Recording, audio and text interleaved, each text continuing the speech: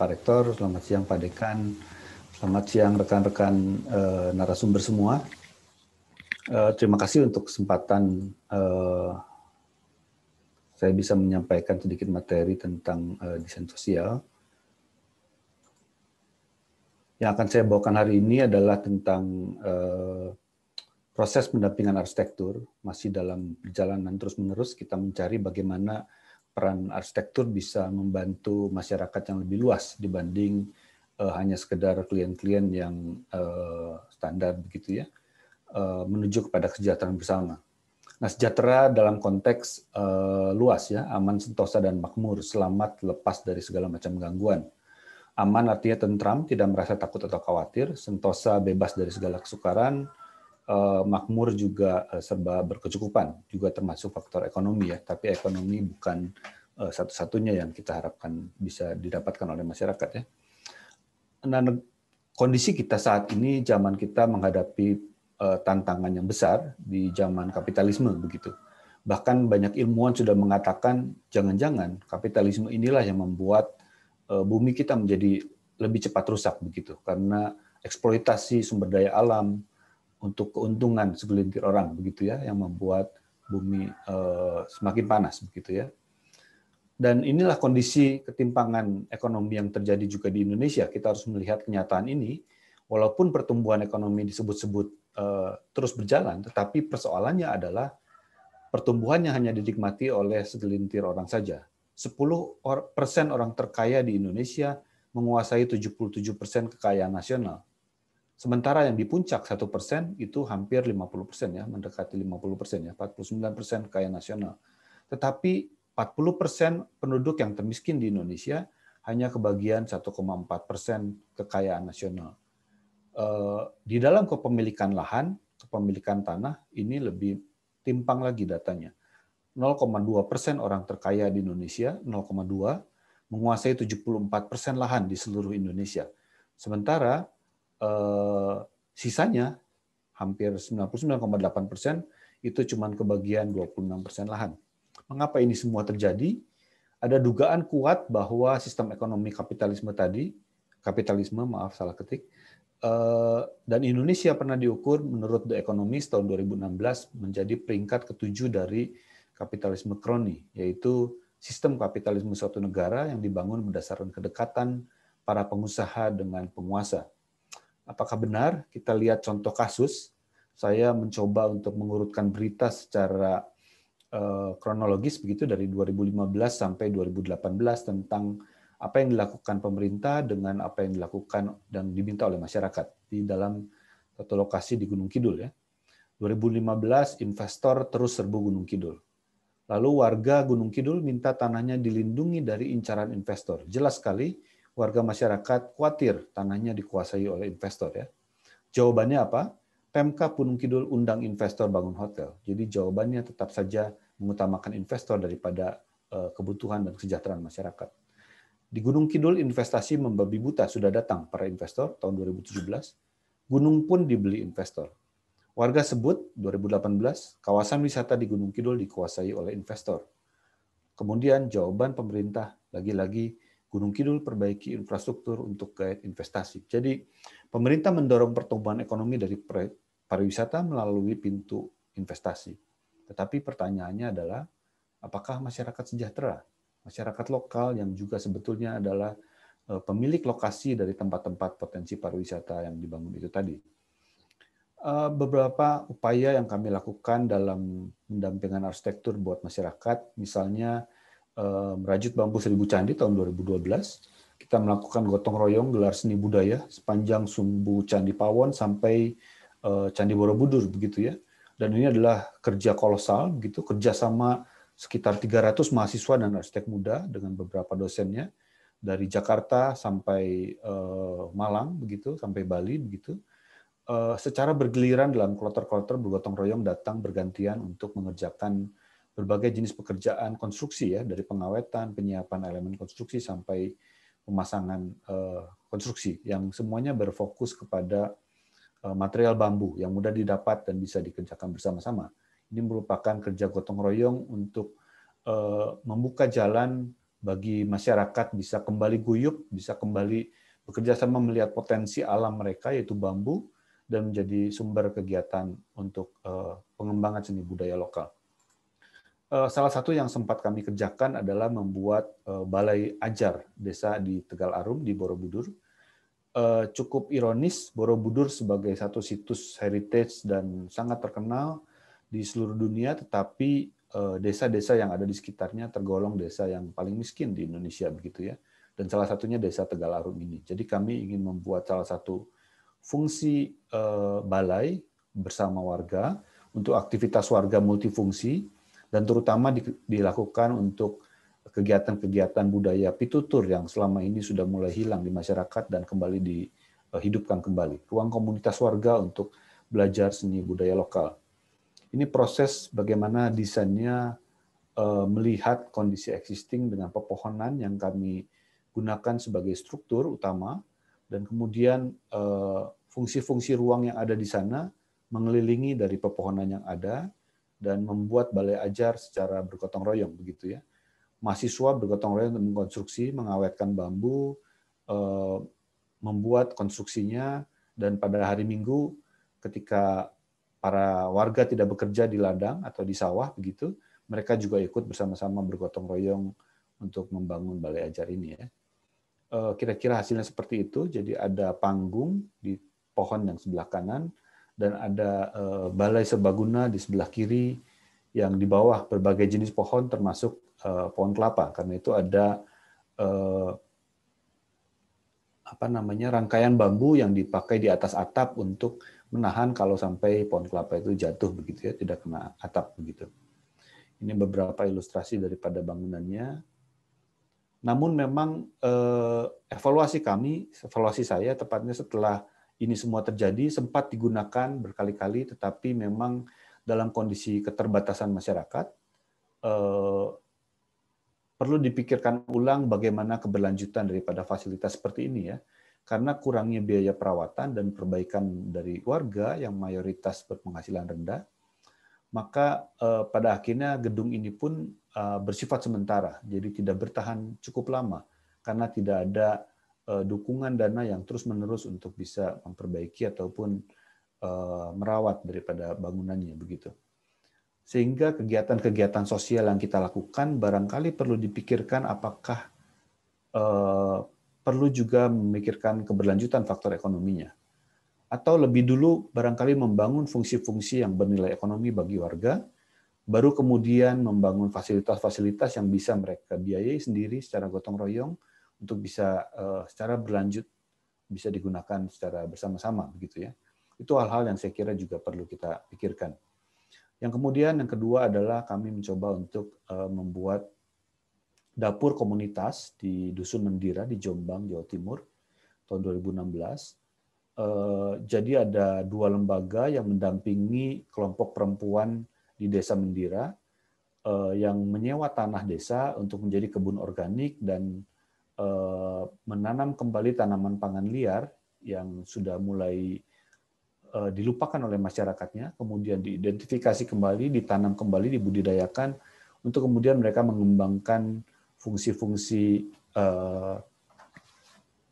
mencari pangan yang bisa membuat nutrisi warga menjadi lebih baik begitu ya, termasuk pangan-pangan yang bisa dijual ke kota di sekitarnya begitu. Dapur ini membutuhkan banyak sekali air untuk menyirami kebun di sekitarnya. Karena itu desainnya adalah membuat atap yang terbalik, yang menampung air hujan, kemudian menggali tanah untuk membuat penampungan air hujan, dan penampungan air hujan ini untuk menghemat anggaran juga untuk menggunakan material lokal, dinding betonnya menggunakan anyaman bambu sebagai tulangan, begitu ya. Kemudian kami juga memikirkan bagaimana tanah bekas galian itu dipakai untuk menjadi dinding daripada bangunan dapur ini. Jadi cara yang efektif untuk melestarikan pangan lokal adalah dengan memproduksi, mengkonsumsi, dan memodifikasi. Hasil dari dapur komunitas ini untuk produk-produk pangan lokal nanti akan dijual, didistribusikan ke beberapa daerah perkotaan seperti misalnya ke Borobudur begitu ya.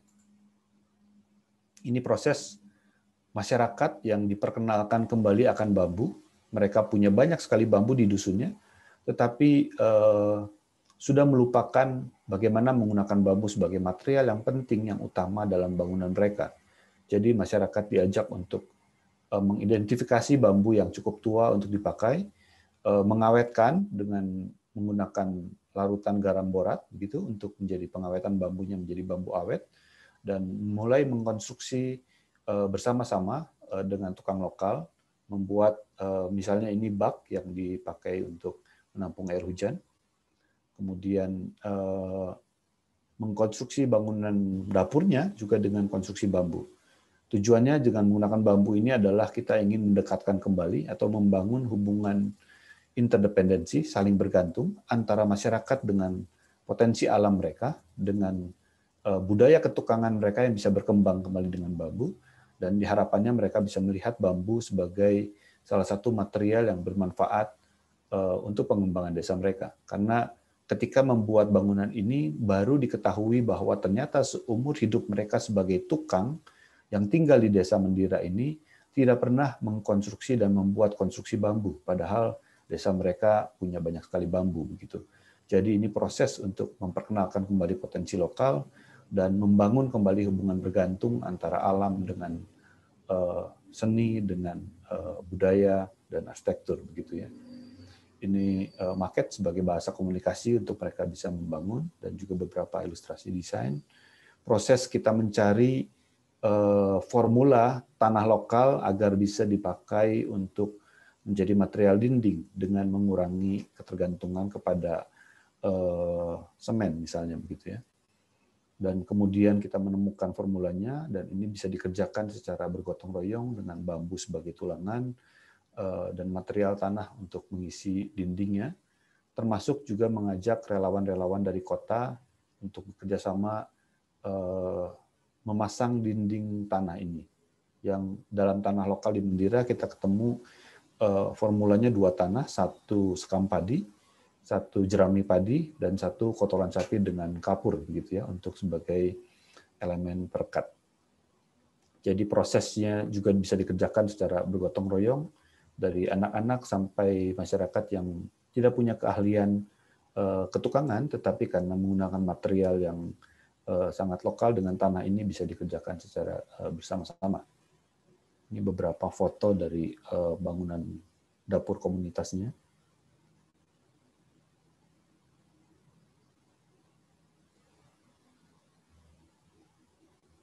Ya, berikutnya Indonesia punya potensi pariwisata yang sangat besar begitu ya. Dan memang grafik pariwisata ini dibuat sebelum pandemi sampai 2018 sangat meningkat secara ekonomi, bahkan volume bisnis pariwisata dunia sudah melebihi volume bisnis minyak begitu atau makanan begitu ya, jadi sangat tinggi. Namun sayangnya pengembangan ekonomi pariwisata di Indonesia lagi-lagi masih bergantung kepada sistem kapitalisme kroni. Akibatnya masyarakat sekitar kawasan wisata menjadi objek, menjadi buruh wisata dengan kenaikan penghasilan yang jauh di bawah akumulasi peningkatan ekonomi wisata yang dinikmati oleh investor begitu. Ini kondisi Bali yang sering dijadikan rujukan, Indonesia ingin membuat 10 Bali baru dan seterusnya begitu. Tetapi Kepala Dinas Pariwisata di Bali mengatakan bahwa 85% aset kepariwisataan di Bali dimiliki oleh orang asing.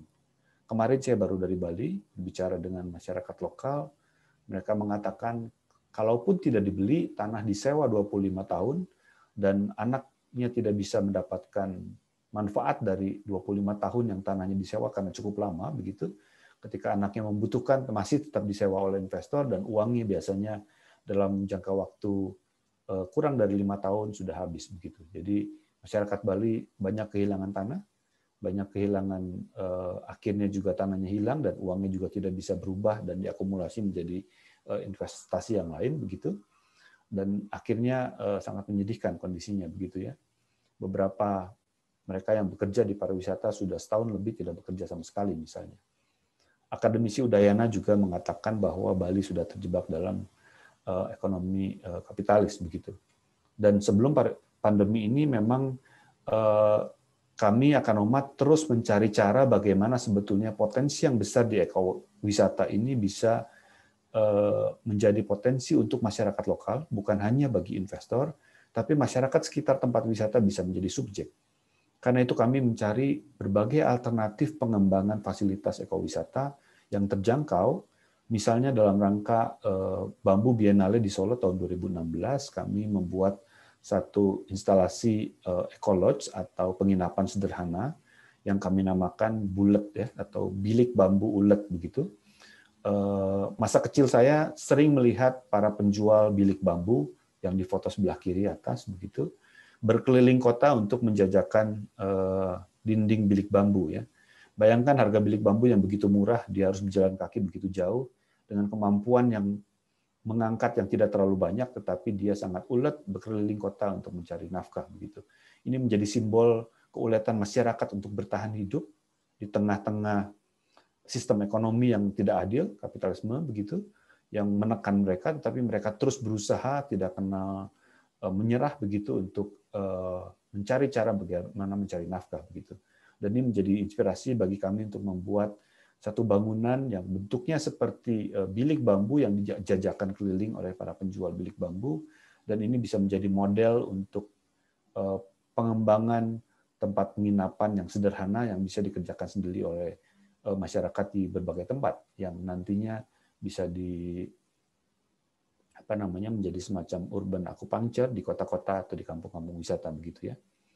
Kemudian kami juga sempat membuat workshop sekaligus juga memperkenalkan pola kerjasama dengan masyarakat membuat tempat wisata tanpa harus menguasai lahan, tanpa harus membeli lahan warga, tanpa harus menyewa lahan dalam jangka panjang, tetapi mengembangkan usaha kerjasama. Jadi Akanoman diminta untuk membantu Bambu Bos atau yang direkturnya Pak Jajang yang ingin membuat homestay di Dieng begitu dengan menggunakan material lokal yang ada di sana tetapi sudah ditinggalkan lagi oleh warga begitu ya, dengan membuat rumah mikro bambu sebagai tempat homestay dari rumah mikroba ini. Jadi dalam rangka memperkenalkan prosesnya, kami juga mengadakan workshop bersama relawan-relawan atau teman-teman berbagai kalangan desain begitu untuk bersama-sama mengkonstruksi dan belajar tentang bambu dan juga tentang rumah mikro bambu dan juga memperkenalkan pola hubungan kerjasama usaha bersama di kawasan wisata bersama masyarakat lokal. Ini desain beberapa unit dari rumah mikro bambu yang akan menjadi homestay. Kemudian ini proses workshop waktu itu bersama belasan orang dari berbagai daerah, mahasiswa maupun dosen maupun para desainer muda begitu, untuk bersama-sama mengkonstruksi homestay dari bambu di lokasi yang sangat menarik begitu, punya pemandangan yang sangat baik dan lokasinya berdekatan dengan beberapa candi di Dieng begitu ya. Jadi ini saya kira sebagai salah satu cara untuk membuat fasilitas pariwisata, dan dalam konteks sekarang mungkin akan lebih cocok kalau ini menjadi tempat digital nomad atau orang yang bekerja secara online begitu dalam jangka panjang begitu ya, dan bentuk bangunannya kebetulan juga memang berupa rumah-rumah yang terpisah antara satu kamar dengan yang lainnya. Jadi saya kira ada jarak yang cukup aman, building distancing, ada jarak antar bangunan, sehingga untuk para wisatawan atau para mereka yang bekerja dari luar kota secara online bisa tinggal dalam waktu yang sebentar atau lama di kamarnya masing-masing dengan cukup aman gitu ya. Kemudian ini juga kami sempat terlibat di dalam pengembangan homestay dari Pasar Papringan. Pasar Papringan adalah salah satu pendampingan cerita yang panjang sebetulnya yang menarik yang dikerjakan oleh teman-teman dari desain seni rupa ITB dari Mas Singgih Susilo Kartono Magno maupun dari Francisca juga sama-sama dari ITB, dan Imam sarjana sosial yang warga lokal dari dusun di Temanggung ini.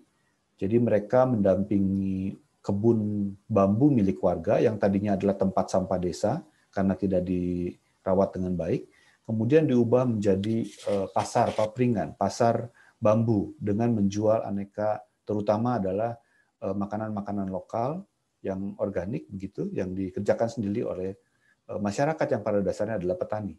Jadi mereka tidak mengubah profesi petani masyarakat, tetapi diberikan tambahan penghasilan dengan membuat pasar ini yang hanya buka 1 bulan 2 kali pada waktu itu begitu ya.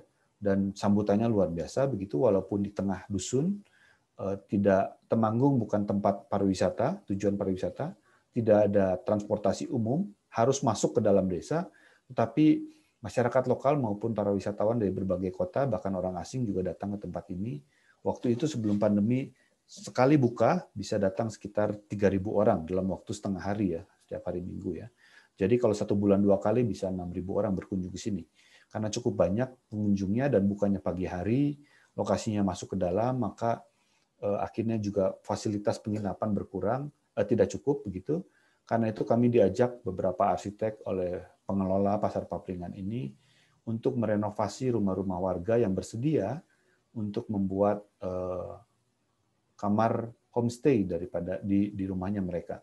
Jadi yang direnovasi adalah kamar mandi supaya lebih layak, lebih bersih begitu, dan juga kamar tidur yang bisa dijadikan homestay bagi para wisatawan yang berkunjung ke Pasar Papringan. Ini misalnya salah satu rumah yang kami kerjakan di rumah Pak Ito. Kamar mandinya dibuat lebih bersih dengan kloset duduk karena banyak wisatawan membutuhkan kloset duduk. Kemudian kamarnya kami buat kamar ranjang susun dengan kayu lokal. Satu lagi adalah keluarga Paribut yang rumahnya relatif cukup besar, tetapi karena warga desa kebanyakan sudah bekerja di kota begitu, yang menghuni rumah ini tinggal sedikit. Dan akhirnya banyak ruangan-ruangan yang tidak dipakai begitu ya. Sebelah kiri adalah foto kamarnya yang bagian depan yang akan dijadikan homestay. Foto bagian tengah adalah foto ruang keluarganya yang juga tidak punya pemandangan walaupun lokasi desanya menarik begitu, dan relatif sumpek karena ada kamar di tengah.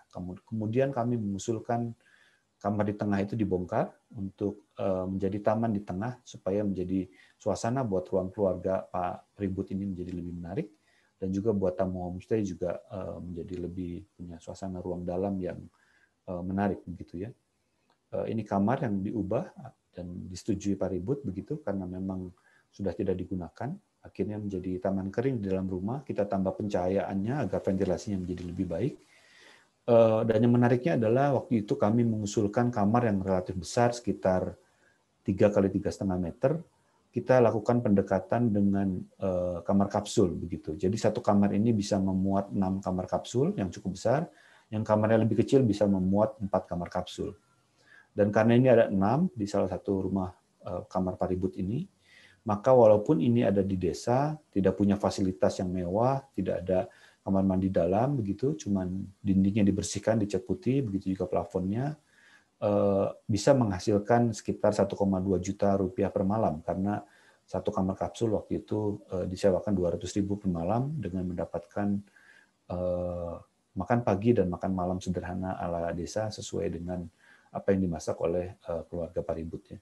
Keluarga Paribut juga termasuk salah satu keluarga yang berjualan di Pasar Papringan pada hari Minggu ketika hari pasar begitu. Jadi upaya-upaya ini adalah upaya-upaya yang saya kira di waktu pandemi ini kita perlu memikirkan ulang bagaimana pertumbuhan ekonomi bukan hanya berputar kepada mereka yang memiliki modal, yang sudah memiliki penghasilan banyak, yang sudah menjadi investor, tapi bagaimana kita mengajak investor-investor itu nanti bisa bekerja sama untuk mengembangkan ekonomi masyarakat dalam usaha bersama, dalam kepemilikan bersama, dan masyarakat pun secara gotong royong, secara mandiri bisa punya kemampuan di masa depan untuk mengelola fasilitas-fasilitas yang mereka bisa kembangkan dalam konteks untuk membangun atau mengembangkan kesejahteraan masyarakat. Jadi kegiatan sosial bukan hanya untuk membantu, menolong secara sumbangan begitu berupa bantuan, tetapi juga berupa bisnis sosial, mengembangkan upaya untuk memanfaatkan tetapi lebih kepada melihat potensi modal sosial masyarakat yang goyub, bergotong royong, mereka saling mengenal dengan baik, punya interaksi sosial yang baik, dan mengajak itu semua untuk menjadi modal bagi pengembangan kesejahteraan bersama-sama. Jadi bukan saling bersaing, tetapi antar warga bisa bekerja sama untuk membangun kesejahteraan di antara mereka sendiri. Jadi semoga semakin banyak pendampingan arsitektur bagi pertumbuhan kesejahteraan kelompok masyarakat, termasuk dalam pengembangan bisnis sosial. Terima kasih.